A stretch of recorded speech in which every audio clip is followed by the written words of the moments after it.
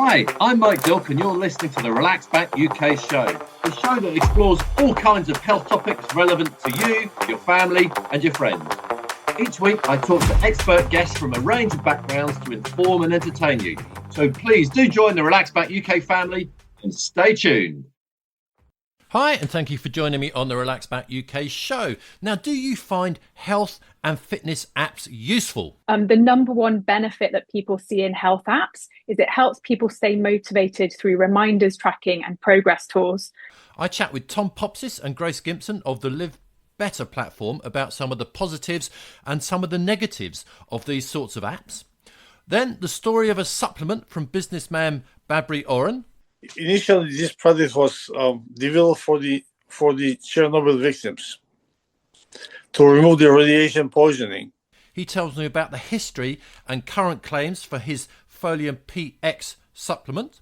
So please do join me for a great show. But before we start, let me remind you that you can come and join me for a pedal on your exercise bike. I'll be on my Watt bike on Tuesdays, Thursdays and Fridays at 12:30 on my YouTube channel, which is Relax Back UK. So join me for a pedal. You can come along and pedal at any speed and we'll have a bit of a chat as well. Thank you. This show is cool! My first guests this week are Tom Popsis and Grace Gimson from the Live Better platform. And my first question to them was, how many of us really do want to get fitter and actually do something about it rather than just saying, well, it might be kind of nice to get a bit healthier? I think that's a really pertinent question for this time of year, Mike. I think that lots of people start the new year with aspirations and goals about wanting to get fit and to stay active, but that encompasses an awful lot of things. For some people, that might be to lose weight. For some people, that might be to gain muscle. But for some people, it might just be to feel better. You know, there might not be a specific tangible goal associated to that. We found in some research that Better have commissioned that actually mental health and improving somebody's mental health is a really important part of their health and wellbeing goals this year. And so we're really interested in that trend and you know what we might be able to do to support people in that area particularly. Okay. So out of the people that want to do something, how many actually do something? And then more importantly, is there any sort of data sloshing around on how long that lasts? Grace, as a health tech entrepreneur, might be the one to take that. Yeah, so I think it's a well-known statistic or just process that a lot of people try to do too much too quickly, sustain it for a period, and then end up giving up because they can't quite sustain the goals that they've set out for themselves. For example, over 90% of weight loss attempts end in people giving up. So what we're trying to do is reframe how people think about building behaviors and habits.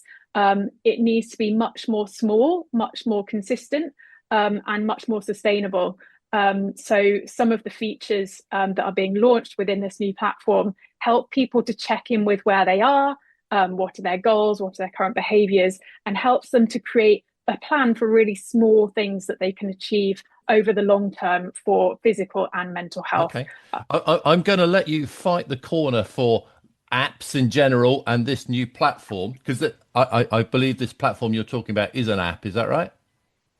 Yes, that's correct. Okay. Yeah, Live Better is. But I've got to say, I'm a regular sort of person, and and in the process of get thoroughly apped out. Miles Jupp, the comedian, coined this fantastic new word, app nauseum.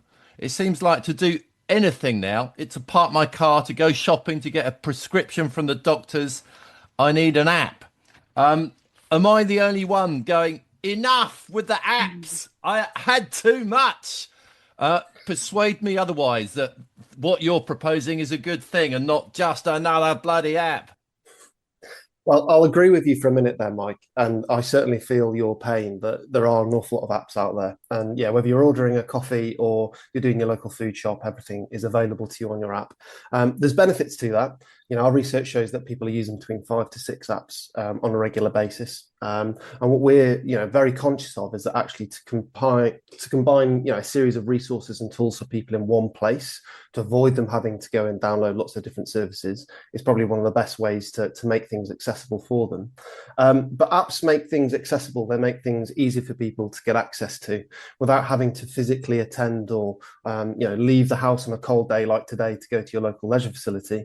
They allow people to get access to health and wellbeing services from the comfort of their own home or wherever they may be. And maintaining those really sustainable habits, going to the gym 3, 4, 5 times a week might be really difficult for some people. They've just got busy lives, busy responsibilities. So it's about making sure that they've got those tools and resources available to them from the comfort of their own phone, essentially. I can actually chip in here and just sort of demonstrate how rather sort of two-faced I am, because I have next to me in my office, I've got a Watt bike and I use that. And with that, I have an app. And, I do quite like seeing my progress and been told, to do this particular program is 20 minutes today, 30 minutes the next day, or what have you. And having it at home is really useful because, I would not travel to a gym to do go for a little ride on my Watt bike. It just wouldn't happen. Do you find that is Grace, you're nodding your head. Do you find that is the kind of the major deal here? People are just fed up with gyms and they want something quicker and easier? Yeah, for sure. And I very much agree because I've also got a Watt bike next door to me as well. This is a Watt bike love fest going on. Yeah. Yeah, so absolutely being able to do things in your own space, in your own time is essential. We find that people have very busy working schedules now, and it can be a massive blocker to be able to access physical facilities. We also saw in the research that we recently conducted, the number one benefit that people see in health apps is it helps people stay motivated through reminders, tracking, and progress tools. So that there is a balance to be struck there. There's tracking and supporting people to feel motivated around that. And then there's trying not to get people to set the bar too high, trying not to get people to feel that they feel guilty if they don't succeed with something. So there's a balance, and we're trying to bring in the psychological side of it as well, to make sure that people set reasonable goals. That's interesting, the motivation thing, because people always talk about the motivation thing, but is there actually any statistics, any work being done to prove that is the case? Because in that instance, I might come down in the camp of, oh God, my app is aggravating me. It's beeping me, telling me I've got to do some exercise. And, this whole app nauseum creeping in again. Has any work actually been done that shows this actually works? Yeah, so we come from a place of researching with members of the public multiple long-term conditions, multiple mental health factors and physical health factors. And the way that this service has been designed, the healthy habits coaching feature in particular, is to take into account the challenges that people are dealing with. And it looks at where are they right now with their behaviours and what should be a reasonable next step, without it then nudging people too extensively to feel guilty. So if someone doesn't manage to achieve a goal, the wording in the coaching is really about not feeling bad. It's just about getting back on the horse tomorrow and starting something small and achievable. Okay. So you thought about that to try and make this thing not just sort of an irritating poke every so often, actually a bit more sophisticated than that. Yeah, okay. Much more personalized. Yeah, good. So apart from getting people to do more exercise and motivating them via whatever means, there's an awful lot more stuff to digital health, and I'm sort of keen to explore that a little bit so we can get lots of information, our heart rate, the speed we've run, how well we've slept, what sort of stress we're under. Now there's a massive amount of information there. So I'm just wondering, to what extent can this huge amount of information be used in a way which is a bit more meaningful, a bit more useful? I'm thinking, integrating our GP. If for instance, suddenly our blood pressure, not all these things measure blood pressure, but let's take that one, suddenly drops. Does our GP get notified or somehow were kind of pushed into doing something? Because it seems to me a lot more useful things could be done with this massive amount of information. That might be a bit of an unfair question, but I'll ask it anyway. Over to the tech entrepreneurs. I'll take that, Mike. And I think I agree with you. There's an awful lot of data out there that's being provided to users. Heart rate variability. All of this really quite complex data. But there's not always the support that's provided with that data to really tell the person what that means and what they should do differently. Because if I get a very fancy looking graph or something, it might look impressive, but I might be none the wiser, to be honest. Yeah, absolutely, and it is well known that they can be, really motivational to some people that love that type of access to data, but for others, it is more intimidating. But we are looking to provide a much more holistic service as part of the new Live Better platform. We are looking at providing access to GPs, as you've mentioned. So certain members can get access to a UK GP within 60 seconds of that consultation. So it's giving them really quick, timely access to professional help and support. But it's also about providing them with access around how to reduce their alcohol intake, how to prevent smoking. And so we're trying to sort of think quite carefully, not just about the exercise and the health data, but just a step back and actually a little bit more of a holistic approach to wellness and what people can do to not only start exercising, but build sustainable habits, but also get access to health professionals if they need them as well. Yeah, no, so that's an interesting point as well. So more data, so, which is, this is about data. Sometimes I think more data, it can sound very scientific and like all kind of graphs and this, but more data isn't always better unless it's put to good sort of use. And I might be poking you a little bit here. And if the result of all this data is, well, improve your diet, sleep a bit better, do a bit more exercise, we know that already. What extra is this doing for us? You know what? There's a missing piece of information in a lot of technical health services that exist right now. And that's checking in with the individual about how they currently feel and encouraging that individual to not rely only on the external data that's being captured about them, but to look more inwards at how are they feeling, how are their hunger levels, how is their stress levels, what's causing them to do certain behaviors. So actually, we're encouraging people to go much more down that route rather than the kind of external data tracking within these features. And that's kind of a mindfulness-based approach, which has huge amounts of evidence behind it. And we think it's going to be really helpful. Okay, so this is a bonus of the kind of app that you've developed. Exactly, yeah. Okay. Can you sort of, this might be hard to do, give us an example or two of how the user might interact with it to sort of, in a way that you've just said yours is slightly different? Yeah, so there's a set of a few different features from on-demand classes for lots of different levels, which are accessible. There's also online GP services, and then there's the healthy habits coaching section. So within the healthy habits coaching section, someone would interact with the chatbot, which is actually called Holly. It's a little digital bird. Holly would get to know the person, help them to set up relevant habits for them. And then when it comes to the mindfulness side of things, one of their habits might be to check in with hunger levels before a meal, for example. So it would nudge them to check in at the right time. Let's say it's lunchtime, allow them to report how they're feeling, potentially journal alongside. And then they can also track things like mood, stress, energy. So they can start to correlate how they're feeling with their habits. And that whole process promotes people to really understand themselves better. Because if you understand yourself better, you can start to manage all kinds of areas of your health much better as well. Okay. And have you found that take up for your system has been good? Is it getting well appreciated? Yeah, it has. We soft launched just before Christmas, to residents who live in Cardiff, Baines and Swindon. And the uptake has been really, really positive so far. We've got thousands of users activating and using the service. On-demand classes are proving really popular. The Healthy Habits Coach is proving really popular. And people are starting those mindful journeys with us. We're launching nationally today, so it's quite a big day for us. So this service is going to be made available to all of our 360,000 members for free, but it's also going to be available as its own digital-only membership. But initial results are proving really popular and positive. We will continue to obviously monitor those and speak to customers throughout the process just to make sure that we're really making sure it's as good as it can be for them. Okay. You mentioned something there, on-demand classes. Tell us a bit more right. about that.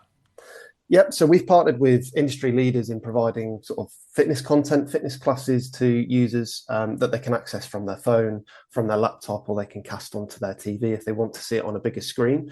And these are potentially traditional classes that they might be familiar with in their local gym or wherever else they access fitness class content. But there's also specific content on there for older adults. There's content on there for kids and teens. So we're really thinking quite carefully about the user groups and making sure that there's something for everybody. So that no matter if you've got a busy family and you're a mum who wants to do a yoga class in the morning, but you've also got 2 children that maybe need to burn some energy before bed, there's fitness classes and content on there also suitable for them, designed to get them moving, get them feeling better, and get them more active. Oh. So these aren't live, these are just things like essentially videos you can watch at any time. Yes, that's right. They're available to them 24/7 whenever they want them, whether they be here or whether they're on holiday somewhere else. Okay. One thing I just want to revisit, this kind of overall health idea, because I do think I mean I feel that this whole industry can help everyone a lot if it's just sort of done correctly and integrated with essentially with the NHS, because I know there's an extension to the NHS app which can take information from some exercise watches directly, which is, sounds pretty cool and certainly a step in the right direction. Or is that just a gimmick? I mean, do you think this kind of stuff will really take off and get plugged into the NHS and really work very well? And is this years off, or is this like next week? I can see both heads nodding here. I'm interested to hear what you think. Yeah, there's a huge shift in energy at the moment in the NHS to look more towards proactive prevention and proactive self-management as well. And so absolutely, these areas are starting to come closer and closer together. And with Better being in place across the country as a leisure provider, they also work very closely with local authorities. So it means that there's already some close kind of overlaps and ties, but it will absolutely develop further in terms of the actual data all talking to each other. I think we all know that the NHS systems need to do some more work there to tie all the different data streams, but it's absolutely something that's on our mind, and we talk to NHS England stakeholders about that regularly. Okay, interesting. All right, so I might have to be inviting you back on in a little while to see how that's going, because I think that whole thing is very interesting. But for now, if people are listening to this and thinking, all right, I am suffering a little bit from app nauseum, perhaps I need something that will pull it all together and might take a little bit more notice of what I want. If people want to have a look at what you're offering, what's the best way for them to do that? Yeah, so all the information is available on our website, better.org.uk. If listeners search for Live Better on that website, they'll be able to get access to all of the information that they need, or they can download the Better UK app, which is available on all app stores. If they are existing Better members already, today they will be provided access to the Live Better platform, and they'll be able to start exploring those features too. But yeah, we'd encourage them to look at the website. And does this cost them any money? So if they're an existing member, it's included within their membership price. But if you want the digital only membership, we're making that available to customers for as little as £9.50 per month. So it's a really affordable, cheap membership for them in order to get access to all of those features that we've spoken about today. Good. All right. Well, good luck with it. And thank you very much indeed for taking the time to chat. Thanks so much. Thanks, Mike. My next guest is Babry Oren, and about 20 years ago, he bought a business making a dietary supplement. I started by asking him, why did you buy this business and what is the supplement? To start from very beginning, I had my personal challenges with my health. I was looking for. I was going to go through a operation to remove or to replace the what do you call vessels, blood vessels on my knees. But then I met these people who I was told that it will help me to do it naturally, to cleanse it naturally. And when I tried it, it worked. And I took the product over. What happened was, initially this product was developed for the Chernobyl victims to remove the radiation poisoning. Okay, so this just keep, because not everyone is going to be as old as us, Babry. Some people might need to be told about Chernobyl and what it was and what people needed help from. Well, Chernobyl, there was April 26, 1986, there was an explosion of the Chernobyl nuclear station in Ukraine, in Soviet Union, and which killed a lot of people, damaged a lot of people, and some of them are still paying the price. Those that are still alive, it's entire Europe, and then it went all over the planet because the planet is rotating. So whatever you have in Ukraine, next day or two you have everywhere, right? So when it happened, they wouldn't even let people know for 30 days to evacuate them. For 30 days, and many people died. And then after the pressure from the West, then President of Soviet Union, Mr. Gorbachev, comes to people and to his scientists, his top officials, and says, "Do something," and bangs on the table. And let me tell you something, Mike. When they bang on the table, do something, you do it. Then they came up with these products. So they were looking for something to help people with radiation sickness, were they? Yes. Okay. Yeah. And then 1998, 1999, they tested on immune system, and the way they did during the chemotherapy or radiotherapy. Hang on. We're getting ahead of ourselves here. So when they first developed this thing, this was something to help people that had radiation poisoning, radiation sickness. So did they use that after the Chernobyl to help people with that? Oh, absolutely. Very successfully, by the way. Very successfully. They saved thousands and thousands of lives. Okay. So lives. At this point, it's probably a good time to ask, what was it that they developed? So they developed a pill. What's in the pill and how did it help with people with radiation sickness? It was not a pill. It was a liquid. Oh, okay. Liquid when you drink it like 3 times a day, and then it will remove the radiation. Now, here's the thing. This product has very high ORAC value, ORAC, which is abbreviation for oxidative radical absorption capacity. It absorbs all these elements of this radiation and toxic metals and all that, and takes it out with urine, feces, and sweat. That's how it works. That's the mechanism. Okay. Now, when it happened, then they tested on. But what is actually in the liquid? What is it that is doing something to help these people that had radiation poisoning? Well, it goes after the radiation inside the body by ORAC mechanism, or oxidative radical absorption capacity. It absorbs all these radicals that caused by radiation and takes it out. But what is it that is doing that? What is in the liquid that you supposedly drink that's helping you if you have radiation poisoning? Well, initially it was pine parts and green tea. They have the elements that helps the poisoning getting out. That's the mechanism. So you said it's green tea, did you? Yes, green. pine parts, pine bark, pine needles, and pine bark extract. yes, and then pine needle extract, pine cone extract, and green tea. Green tea. Yes. Okay. Now they have to be. It's not only elements. It's going to be in a right proportion. That's what takes the time. Just to give an example, hang on, I'm just going to interrupt you again because I did a little bit of Googling before we spoke, and grape seed extract came up a lot. I'm sorry, my mistake. That's grape seed. Green tea we added later on, but it's grape seed. Grape seed. So the Russians after Chernobyl, they came up with a liquid that contained grape seed extract and pine bark extract.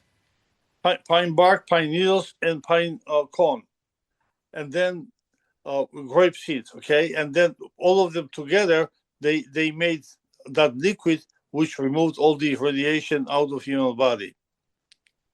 Okay, so presumably when they did this, they tested it and hopefully published some results somewhere. Do those exist that people can have a look at? Well, they exist, but they're very old. I don't even have them. However, what we did is when we brought it here, we modified the product. Instead of liquid, we made powder. We took sugar out of it. It had a lot of sugar in it. We made some little changes in the formulation itself, and we made powder out of it. And now it's sold in the form of capsules. Okay, but the question still remains: to help people with radiation poisoning or radiation sickness, where's the kind of the test data? How do we know it works? Well, we have tons of data when we tested on animals and on humans. On humans, we tested before and after, as well as we tested on before and during, as how much is extracting all these heavy metals out of body. Okay, so we've gone on to something different now. We've gone on to helping with radiation poisoning, onto something else. You just mentioned heavy metals.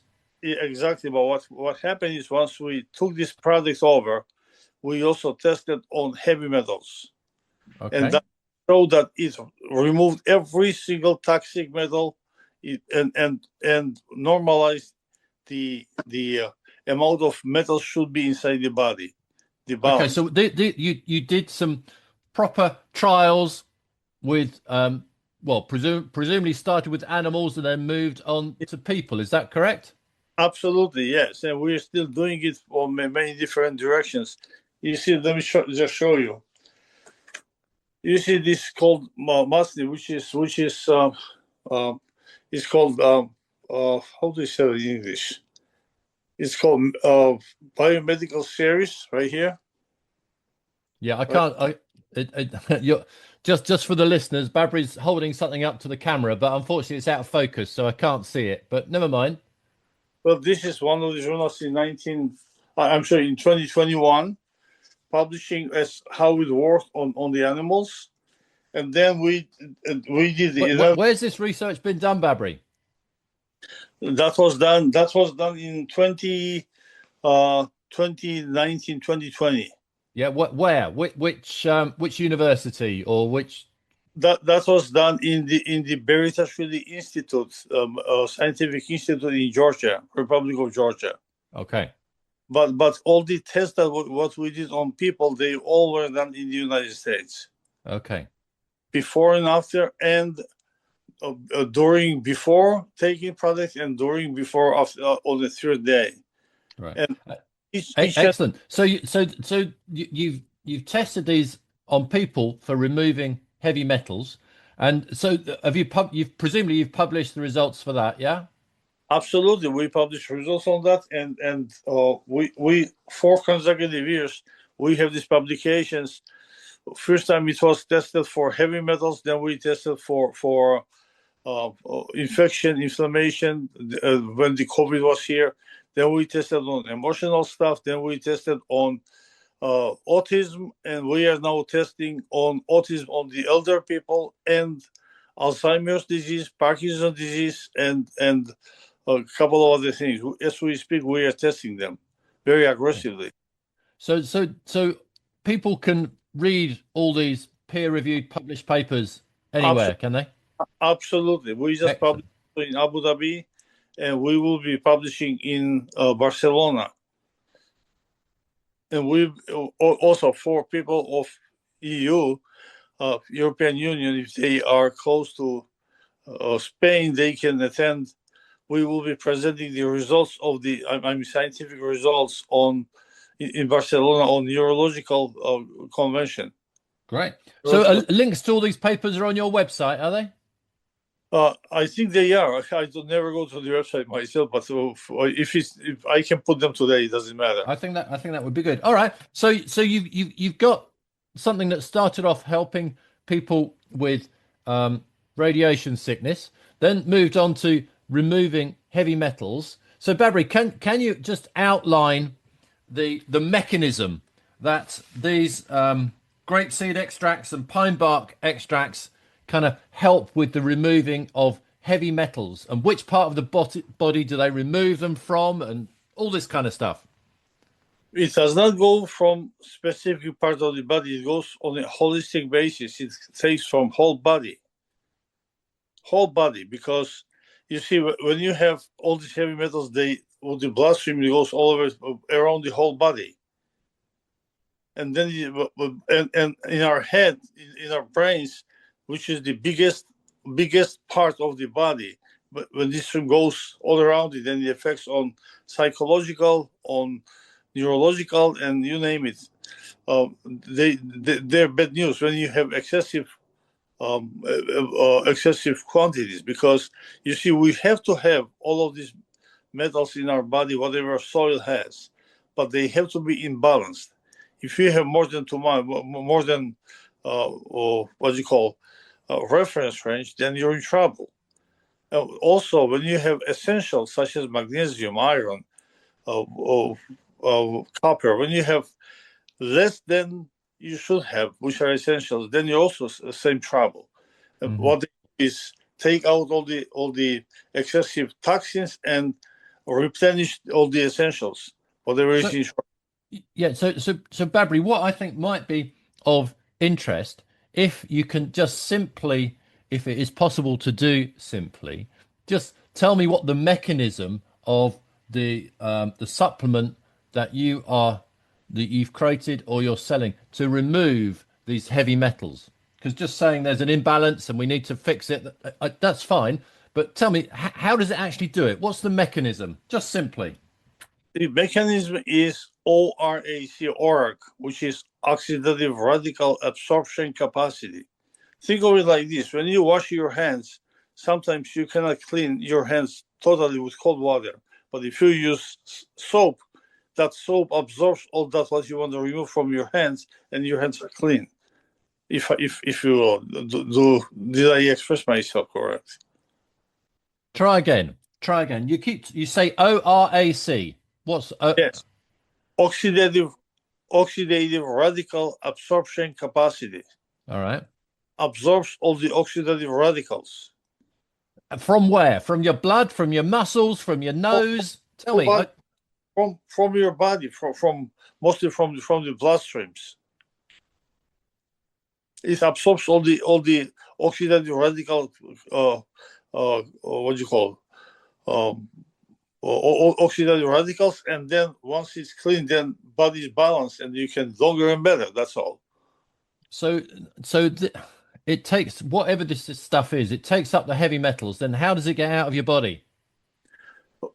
I'm sorry. Come again. What's the final part of the process? How does the stuff get out of your body? Is it in your urine and your feces? It comes with the urine, with your feces, with your sweat. Now, we did studies here before and during. In other words, how much was coming out metals before you take the product, and on the third day when it kicks in, once you take the product. And we did a lot of people who took it, not one single failure. All of them showed very high degree of increasing how much is coming out, like 30%, 25, 40%, 50% higher than what was coming before you're taking the product. That's only 3 days. Now, once you take all of them out, then some of them come out much higher level than the others. So what were you? What I don't really quite understand what you were measuring in these people. What were you looking at? Their urine or their sweat? But we did tests on both urine and feces before and then on the 3rd day. And by the way, those urine and feces, they were taken same time, 24 collection of urine and feces, and then see how much is coming out before you take the product, and then same 24 hours collection of urine and feces on the 3rd day once you're taking, and compare how much is coming out then. And when you compare, you see how much greater are all the metals. Not one single failure, Mike. Not one. And so how many people were in the test? Maybe a dozen. A dozen. Yes. As in 12 people. Yes. Okay. All right. And so if you're, this is slightly different because you've told me it's not a drug. You're not claiming this is a drug. This is just a supplement. But when you do testing for drugs in the different phases, part of the process is you have to be very careful to probably have a double-blind study. So did this involve people knowing what they were taking? Did some people have a dummy pill and all that kind of thing? Was it a blind study or a double-blind study? Well, that was done when they tested for the immune system. But after that, we don't need to, because anybody takes, you will compare before and after, or before and during, and you will know what it is. We have done this test with many different ways, with hair test, with blood test, with urine and feces test, and all of them are very consistent with one with another. Okay, all right. So you're hoping that people will take this information, which has been published in peer. You're saying it's been published in peer-reviewed journals on 12 people, and then go ahead and take it to clear themselves of heavy metals. Is that right? No, this particular we have not published. We have just all the documents. We have all the and it can be verified with the lab we have done, and we work basically with 2 major labs when we test on humans. And one of them is the biggest in the world. The other one is biggest in the United States. Very good. And we test with them only with the 3rd party. We don't do in our labs. Right. So you've got helping with radiation sickness, heavy metals. Is there anything else? The free radicals, and also balancing the oxidative stress index. Now, oxidative stress index is formula goes taking oxidative stress levels inside the body divided by with our natural antioxidants within our body. And when that is high, then that's the single most damaging factor in the body. That's what makes the early aging, early death, and on. Okay, early damage in younger age. So if you balance it out, for you to balance it out, you should either cut the oxidative stress level or increase the natural antioxidant, and that level, that index decreases, and then you have balanced body.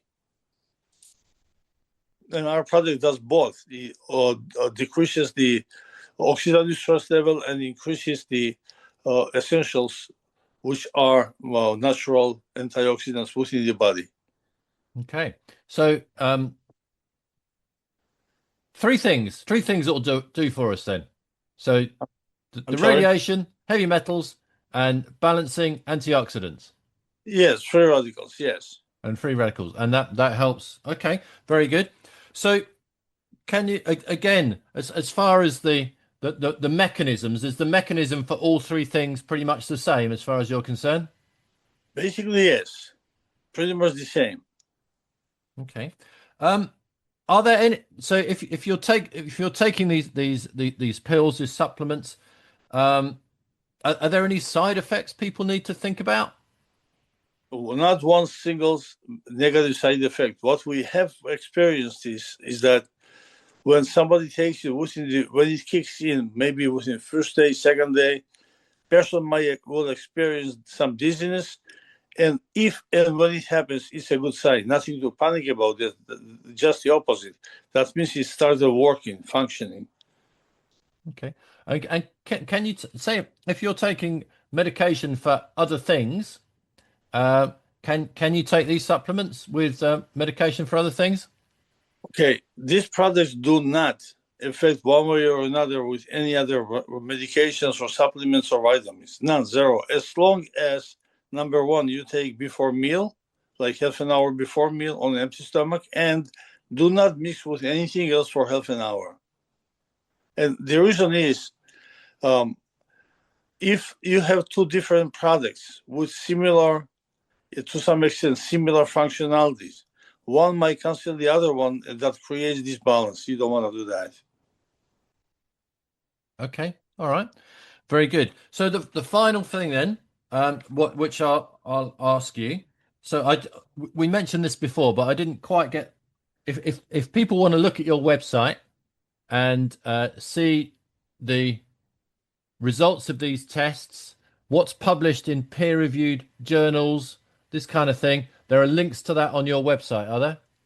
There should be, yes. I hope it is. I never go to my website. Okay. But it should be there, yes. All right. And what is your website if people are interested and want to look at this a little bit further? foliumpx.com. Excellent. All right, Babry, look, thank you very much indeed for taking some time to talk. It's much appreciated. Thank you, Mike.